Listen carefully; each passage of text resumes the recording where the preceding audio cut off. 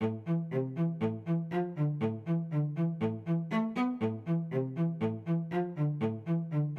I first heard about Bitcoin, it seemed just like this very stupid magic internet money. I didn't really think it was very impressive at all. And I kept reading, and within a couple hours, I became absolutely hooked. Was skeptical at first, didn't think it could possibly work, but have the skills to actually go in and look at it and convince myself that technically it was correct, that it could actually work. It was just an experiment to begin with, but I could see the potential with it. It's a fundamental innovation. That's how I think of it. Bitcoin is the most important invention, at least since the internet. Ask yourself, which is more important in your life, money or email? And I think most people will say money, so this is bigger than email. It's just incredibly novel and interesting solution to problems.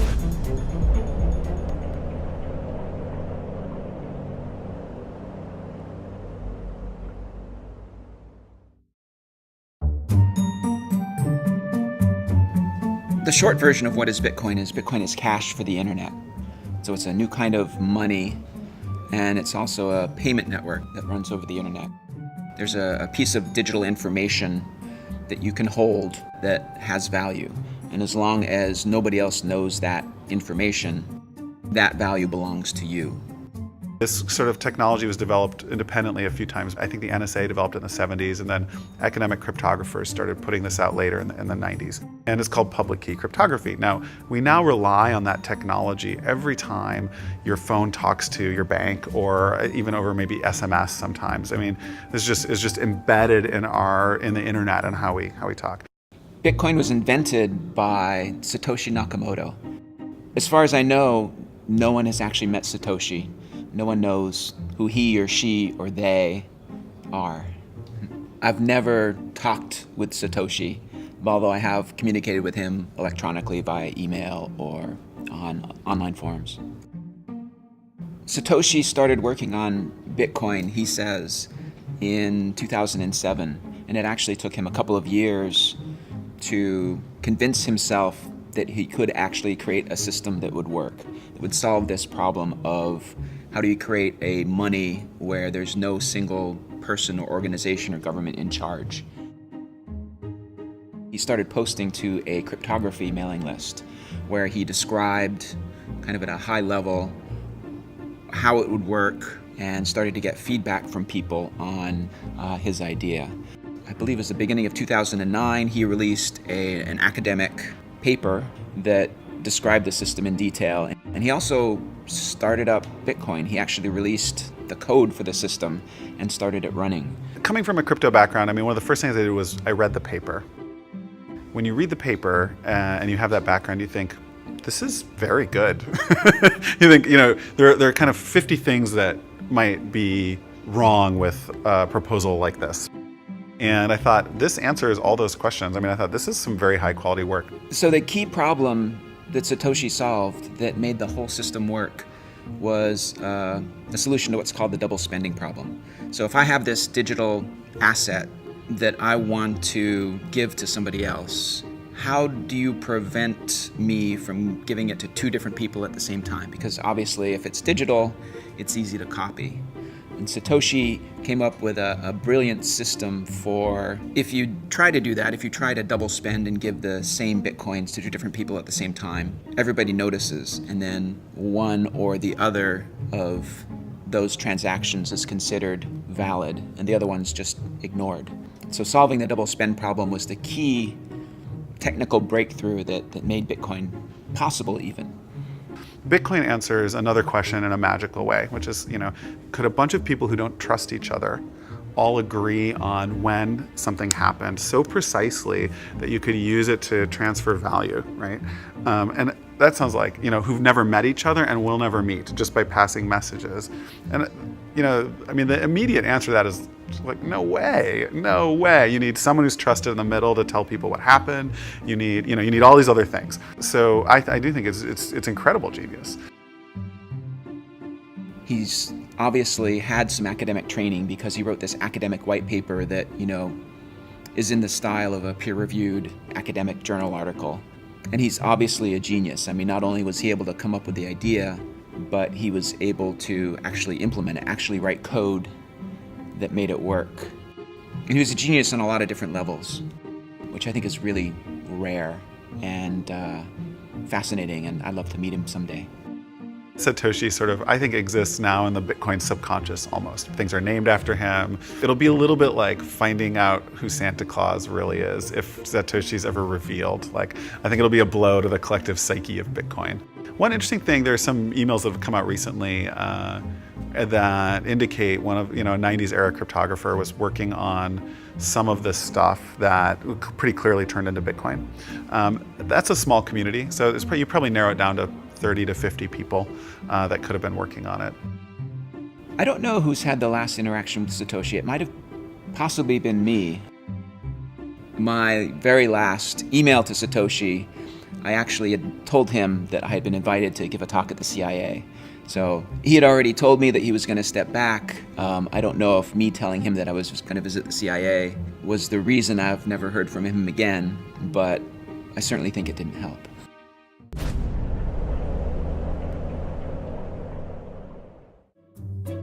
Satoshi brilliantly designed the incentives, so you don't need to pay anybody to, make sure that all transactions are valid, because they get paid by the system itself. The reward for doing the work of processing transactions and making sure that there are no double spends is tied into the creation of new Bitcoins. So the people who are being awarded new Bitcoins are the same people who are making sure that double spends don't happen. So that's the way new Bitcoins come into existence, is you have these people who are validating the Bitcoin transactions, who are called Bitcoin miners, for the work of validating transactions and making sure that nobody cheats. They're awarded new Bitcoins. But then you need a way to limit the money supply, because validating the transactions is pretty quick. So there's actually a process called proof of work, where the miners have to run this algorithm that takes a lot of CPU time. You can think of it like pulling lottery tickets. So all of the miners on the network are all, they all validate the transactions, and then they're all kind of participating in this lottery to see who will be awarded Bitcoins. And on average, every 10 minutes, somebody somewhere on the network is awarded new Bitcoins. There are fundamental promises made by the Bitcoin network about supply. And the supply function's too complex to say out in words, but what you could think of is like every 4 years, about half the remaining Bitcoins are given out, okay? So for the first 4 years, every 10 minutes, 50 were given out. Next 4 years, 25, and then next, and so on. So eventually that kind of trails off, and in the year 2140, no more will be issued. And that's how we know there will only ever be 21 million Bitcoins created, because if you do the math, that series works out to 21 million. 1/100 millionth of a Bitcoin is the smallest Bitcoin unit, which the Bitcoin community has dubbed the Satoshi in honor of the creator.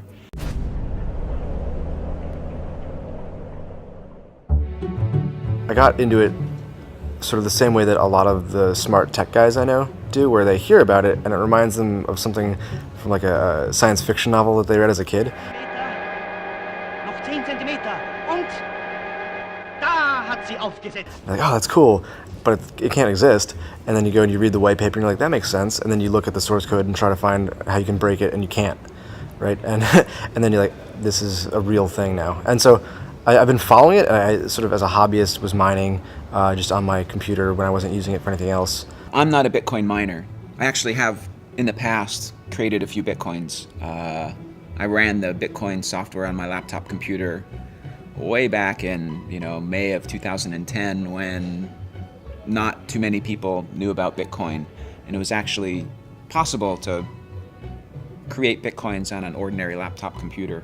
But when I did the math, I found out that, I was paying more in electricity to create the Bitcoins than the Bitcoins were worth. And so it made more sense, if I wanted to have some Bitcoins, to just buy them from somebody else, maybe somebody who lived in a place that had less expensive electricity than me. Okay, so there's a lot of altruism in the system. Very, very first miners wanted to help. Great, they think it's cool. They just think it's cool, whatever. You do a lot of things because you think they're cool. As soon as there's an exchange rate, miners are saying, like as I did in 2010, I have a lot of computers sitting around. They're already sucking power. I am happy to turn that into money. Like, who knows what I'll do with it? I can see I'm making money doing this. And that sort of spread mining. In 2010, you could mine with your home computer and make a decent amount of Bitcoins, which today would be worth a lot. At the time, they weren't. So from the early days, there have been miners who use their computers to make money and love it. And then there have been speculators or people want to buy who are like, that is for wankers. Like, I'm just going to go lay my cash on the table and buy these. I'll see what we'll do with them later. I like this plan. At the time, there were 7,200 Bitcoins issued a day. And that was probably $350 worth. When the first exchange launched, was 5 cents or so was the first rates. So, you've got $50,000 to play with as an investor. Like, you're going to go mine for 2 years. You're not going to go mine for 2 years. The money guys they always want to trade, and the nerds always want to mine. It's very rare in the space that people want to do both. They're often on one side or the other. Bitcoin puzzles a lot of economists who would not have predicted that you'd be able to start from something that has no intrinsic value. I mean, there's zero value in the bits of data on your disk, and yet has managed to bootstrap itself into arguably the world's most valuable currency. And how that happened, I think, is a really interesting study in economics. It might need to make some economists rethink their ideas about money. It took some early adopters with enough faith to actually spend real money to purchase some Bitcoins to start to give it a value.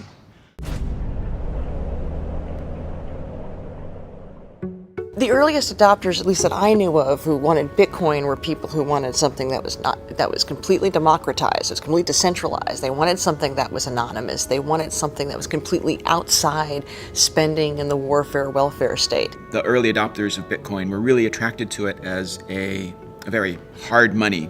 I mean, Bitcoin has a fixed money supply, which appeals to a lot of people who believe that central banks creating money whenever they feel like it is a really bad idea. So I think you saw a lot of early adopters that were really attracted to Bitcoin for economic reasons. If you're non-technical and you're interested in Bitcoin, you don't like Ben Bernanke, you are worried about inflation, hyperinflation, you find fiat currency of all sorts suspect. These are the folks that are non-technical that come first. So there are really three factors that drive interest in Bitcoin. The first is its decentralized nature. The second is its anonymity, or really pseudonymity.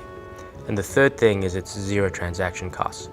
And what's interesting is that different people have been attracted to Bitcoin at different points in time by different elements of those three characteristics. So the first early adopters of Bitcoin were attracted to its decentralized nature. And so there was a lot of people who had a political motivation behind it. They might have been libertarians. They didn't like the idea of a central governing body of their currency, and that was and that kind of passion that was driven by some of these ideological grounds is what's necessary to get something from nothing to that first step, just to get a few people involved and to have some value created. First of all, people don't think about where the dollar comes from, what spending that dollar means, and they don't think about taxation. So any of those things tend to be outside people's normal. Why would you think about that when you're buying the bag of potato chips? There's no reason to.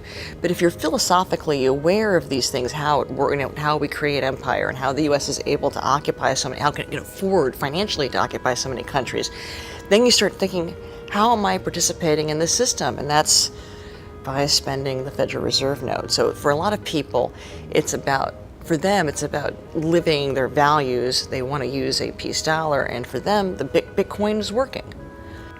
Then you had a second set of people who were interested in the anonymity, and in large part because they might have been doing something online that they didn't want to be associated with. They might, some sort of illegal activity. They might have been selling guns. They might have been selling drugs. They might just have been online gambling. It's absolutely absurd for any government to tell someone what they can do with their own money if they're not harming anyone.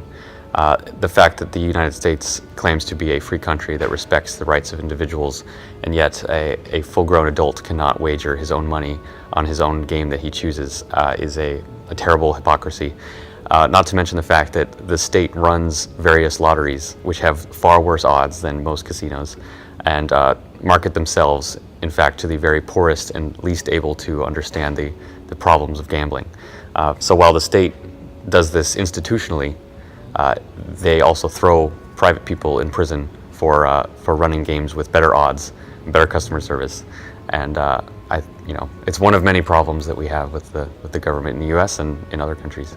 You know, Bitcoin has been widely used by a website called Silk Road, which allows pretty much everything to be bought and sold. Some of the products on there are made illegal by various governments, yet it trades on there. You know, I don't do drugs, I don't even drink caffeine or alcohol, so it's just nothing that personally I'm interested in.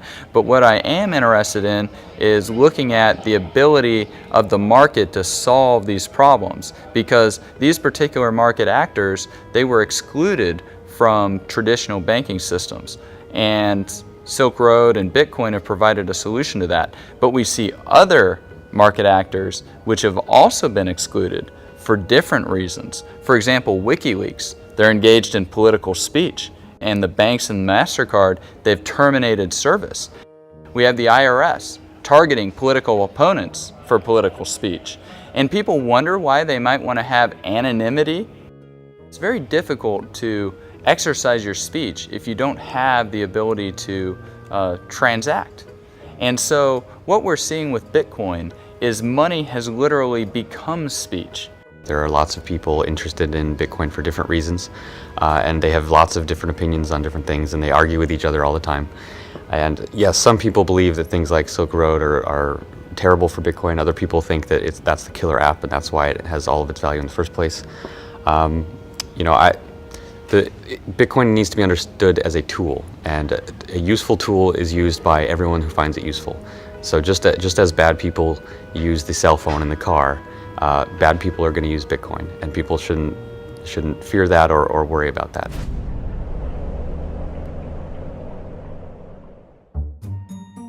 Now, the trouble with both of those groups of people is that they're just not that large. There aren't that many people who are passionate enough about their politics that they will adopt a new currency. And there aren't that many people breaking the law, you know, in wholesale ways. But it's this transition to the third characteristic that's really interesting, because zero transaction cost has an appeal to everybody. Everybody would like to save money on transaction costs. It just takes costs out of the system. And because of that, it has much, much broader appeal. But what's interesting is that, and that's why I'm interested, right? That's why I'm interested in it. I think that, you know, you've got an opportunity to revolutionize financial services. Tens of billions, hundreds of billions of market cap at risk. If that comes under pressure, then it's like squeezing a balloon. Market value has to be created somewhere else, ideally in these new companies. Coinbase, generally speaking, our goal is to make it easy for the average consumer and the average merchant to use Bitcoin. I think sort of the litmus test for all this is, can I feasibly present this to someone who hasn't seen it before, even my mom, and can she reasonably use it? That's sort of what we're trying to build towards. So whenever you get a new technology, there's always these predictable waves of companies. And the first wave is building the infrastructure that just makes the damn thing work, right? And right now, just to make Bitcoin work at all, you need exchanges to get money into Bitcoin. You need wallets to hold the Bitcoin, and you need payment processors to be able to spend the Bitcoin. So that's that infrastructure level. That's where we are today. You think about the average business that's accepting PayPal or credit card on the internet, they're paying roughly 2.7% to do that.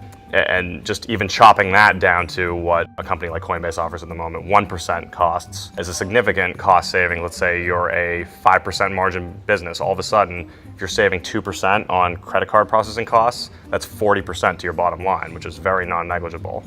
Add in other things like a case like microtransactions, where maybe there's a prohibitive 20-cent base fee on a credit card. All of a sudden, you can now have a business model where it's pay 5 cents to read the rest of this article. So the biggest opportunity that I see right now is microtransactions.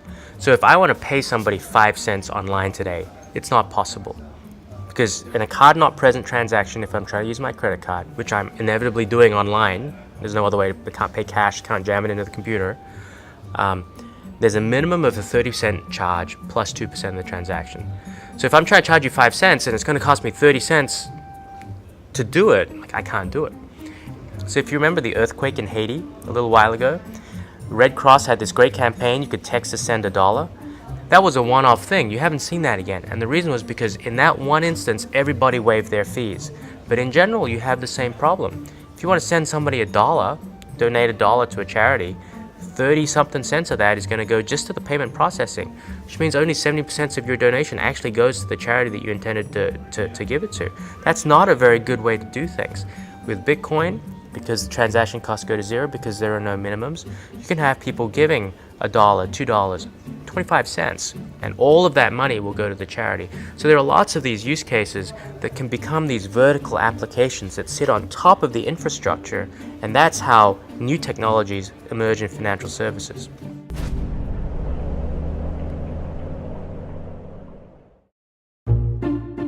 In the Bitcoin community, there's a bit of a tension between people who pine for the good old days of Bitcoin kind of being the bad boy of currency to people who think that we need to grow up and engage with regulators and banks and the traditional finance system more. Bitcoin definitely needs to shy away and move away from a lot of the original use cases that I think the media likes to tout, i.e. drugs or whatever else it may be.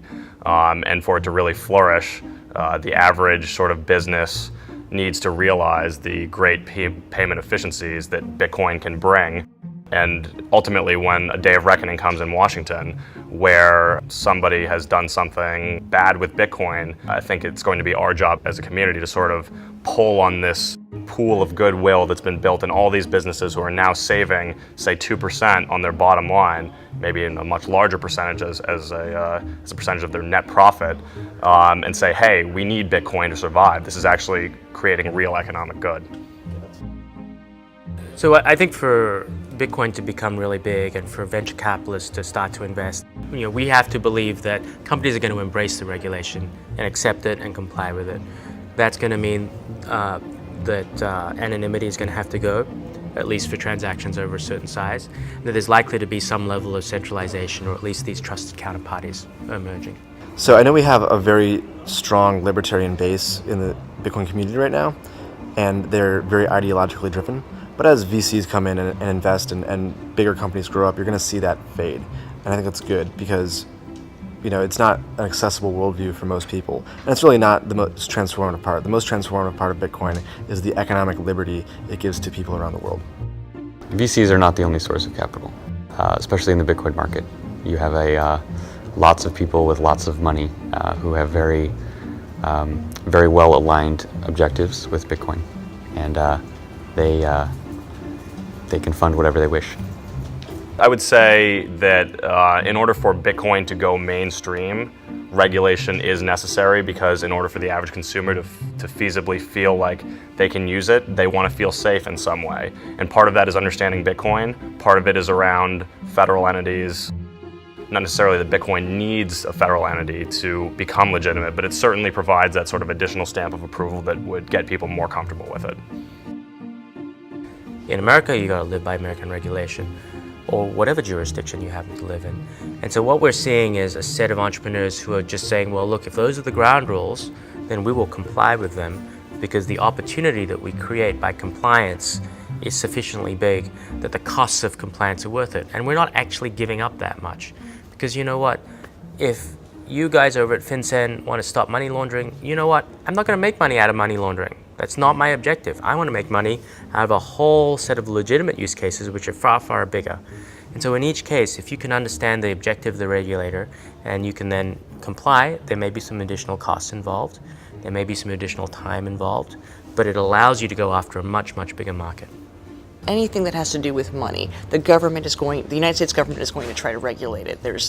You can't ask a lion not to tear up its prey. That's what the United States government does to the consumer, to the citizen, to the human being, is, literally steal and tear from it. So it's inevitable that, they're going to try to regulate Bitcoin. I think it is false to believe that the winners in the Bitcoin economy are going to be based in America. And the reason is that America has one of the most oppressive financial regulatory schemes of much of the world. And so trying to run a financial company when other people can move their businesses to more hospitable jurisdictions, and because Bitcoin works all over the world, so a company can set up anywhere and service its customers in any other part of the world, a company would be hamstringing itself to set up in the US. Now, indeed, a lot of them do and are, because it's easier to raise venture capital in the beginning stages. But those companies are going to run into heavy problems when the government starts to realize that Bitcoin is actually an existential threat to its own money, and it's not going to put up with people in its own borders, perpetuating that. I tend to be on the side of the people who think that we need to engage, with banks and regulators and traditional systems. Maybe I'm a little more conservative. I think there's a lot we can learn from kind of the traditional money system. I think there's a lot they can learn from us also. But there's hundreds of years of experience of banks keeping people's money safe, and I think that's really important for Bitcoin. Consumers will be able to go to a business and say like, yep, okay, it's like accredited by a Bitcoin Foundation, like it matches certain like standards for our industry, and yes, their licenses are in order, and therefore I don't worry about Homeland Security seizing all the funds in these accounts. Like, I'm happy. So consumers will like that. Most consumers, not old-time crypto anarchists, they will hate that and they'll do their own thing, and that's totally fine. But the vast bulk of people who use these businesses will benefit from that. The community that has brought Bitcoin from nothing to where it is today has a different set of ideals than the people who are starting to come into Bitcoin now and saying, well, to take it to the mainstream, this is what's going to be needed. And so you're seeing some clash of ideas and some clash of ideals. People with money tend to want to protect their money, and the biggest danger to many people's money is that the government will seize it. Why would the government seize it? If it believes that you've done something against its wishes. So it's no surprise that venture capital companies and wealthy people tend to, at least on the surface, be very pro-regulation, because they do not want to engender harm by becoming a target of the government. I'm pro-regulation. I think it's an opportunity. So I have investors who invest only in pre-regulated financial companies, and they've built them themselves. And part of the playbook is get regulated in a good way, in a way that's good for everyone, that's good for the space. So yeah, should wallet providers be able to act functionally as banks without any oversight or regulation? No, they should not. Now, fundamental to Bitcoin is like, if you want to choose to do that, fine. No one will be able to stop you at a small scale. And if individuals want to choose to put their money with whomever they want, that's great. I don't mind that. But when you have, but we can't have like large scale poor business practices that could impact the whole community. I'm not into that. And I think regulation is part of that story. People they're saying this is a real future. So that instinct that they have to want to do something that ridiculous is regulate the currency suggests that people know that this is here to stay and that there's big money. But as in people, and there's been a lot of debate about this among anarchists, and I see this debating this back and forth yesterday on Twitter, is that one of the points of Bitcoin is that it's not regulated, it's not centralized, and it can be completely anonymous. People don't have to know what you're doing in your most intimate areas of your life if you can use Bitcoin. The regulation that a lot of these people are welcoming, of course, it's going to dampen a lot of the enthusiasm about Bitcoin and could potentially hurt it. Coming from this with personal sentiments as a crypto anarchist, Bitcoin's just amazingly awesome because it massively changes the rules of the game. Anyone can send any amount of money to anyone, anywhere, at any time. Can't be seized or confiscated or frozen in any way. But I also realize that no great amount of wealth is going to be created except with the permission of the government. And along that role, as an investor, venture capitalist type, I have a fiduciary duty. And so, as a result, I want to know the rules that my investments and the founders of those companies need to play by. Because now I know that my founder can act in a certain way and he's not going to end up in jail, and the investment's not going to get seized in the company, and that's not going to hurt my investment. So it is kind of paradoxical in a way, but I think overall it's going to help legitimize Bitcoin and bring it into much more mainstream transactions. Companies that are involved in Bitcoin can be regulated, but the underlying core system, the technology, it is beyond the reach of any regulatory scheme, just by nature of it being based on cryptography and mathematics and peer-to-peer networks. So it's really, there's nothing much that a government can do except to try not to cause more damage. And we'll see how this plays out. It's going to be very interesting. It doesn't matter whether the government wants to regulate it or not. Ultimately, there'll be another form of Bitcoin or something else the next day. It makes no difference. This is something they can't control, and it's the future. Why fight it?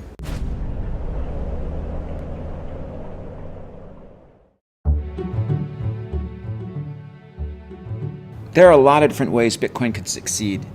I mean, my job as the core developer is to kind of concentrate on the core code and make sure the Bitcoin network keeps reliably processing transactions.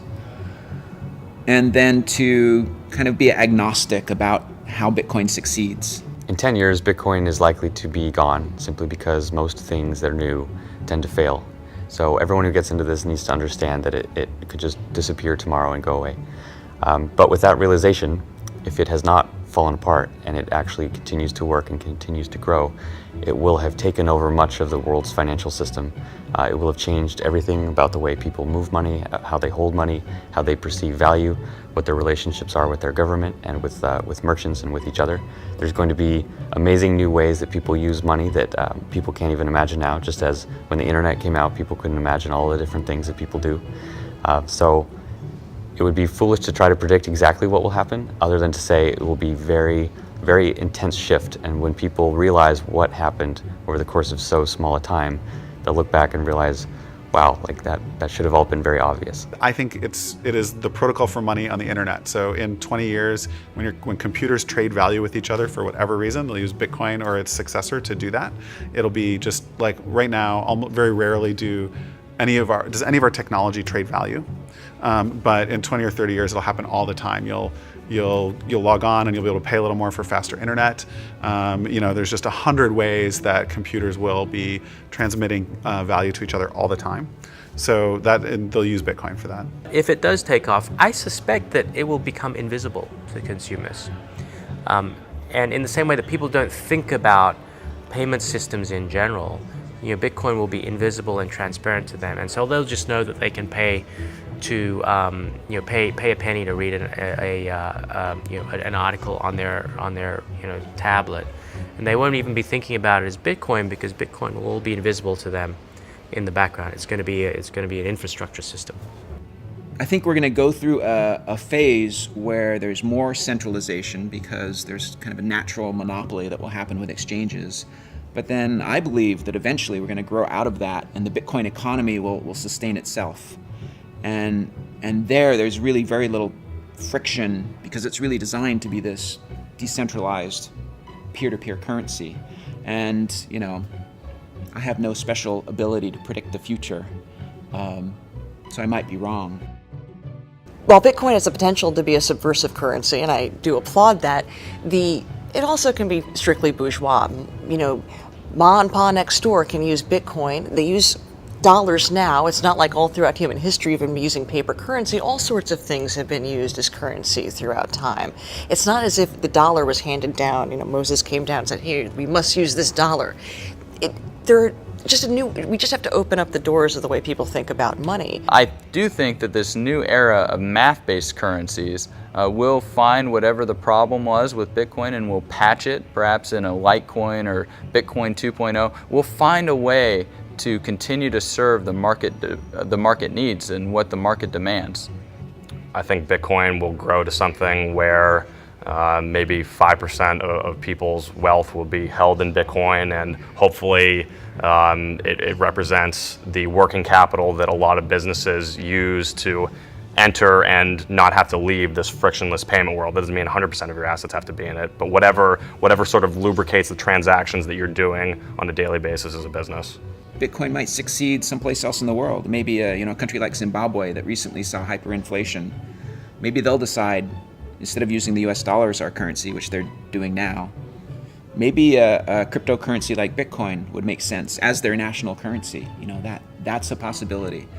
I don't know what's going to happen. My job is to concentrate on making it possible so any of those great things can happen. And I think it's going to be really interesting in the next 5 years to see what does happen. Hopefully they'll appreciate the risks that we're taking to make it happen in the early days, because most people just laugh at it right now.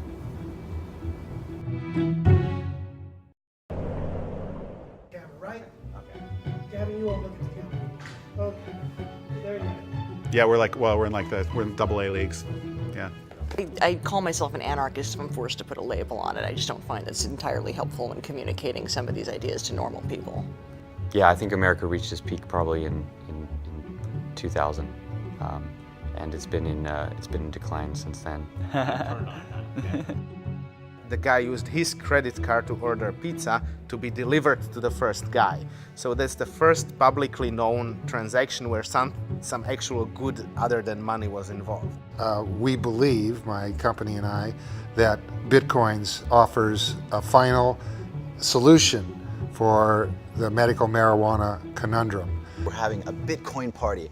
Champagne's flowing, people are celebrating, we're all thinking, we're gonna be Bitcoin millionaires soon.